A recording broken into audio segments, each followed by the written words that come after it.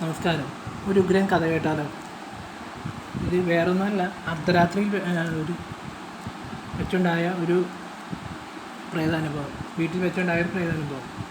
ഇതിൻ്റെ ശബ്ദം പ്രേതാനുഭവം മാത്രമല്ല, ഇത് അർദ്ധരാത്രി ശബ്ദമാണ് എൻ്റെ കഥ എന്ന് പറയുന്നത്.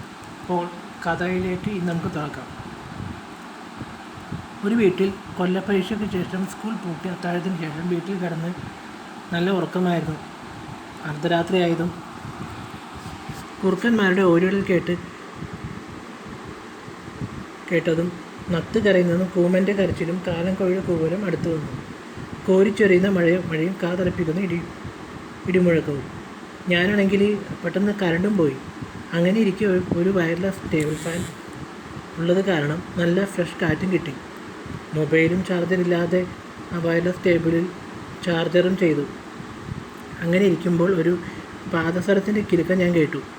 നോക്കിയപ്പോൾ ഒരു വെള്ള സാരി ഉടുത്തൊരു സ്ത്രീ രൂപം എൻ്റെ അരികിൽ വന്നു. ഞാൻ ഭയന്നു പോയി. അപ്പോൾ പറഞ്ഞു, നീ ഭയപ്പെടണ്ട, നിന്നെ ഞാൻ ഒന്നും ചെയ്യുകയില്ല. നീ എൻ്റെ ഒപ്പം ഒരു സ്ഥലം വരെ വരിക. വീട് അകത്തു നിന്നും താഴേട്ട് പൂട്ടിയിരിക്കുകയാണല്ലോ, ഞാനെന്ത് ചെയ്യും? എന്നാൽ ഒരു കാര്യം ചെയ്യാം, നമുക്ക് വേറൊരു വഴിയിലൂടെ പോകാം. അങ്ങനെ ഞാനും അവരും പെട്ടെന്ന് അപ്രത്യക്ഷമായി. എൻ്റെ ഭർത്താവ് എന്നെ ഇല്ലാതാക്കി.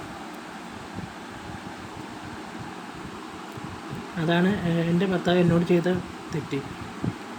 എൻ്റെ കുടുംബത്തെയും കൊന്നു. നിൻ്റെ കുടുംബത്തെയും അവർ ഇല്ലാതെയാക്കും.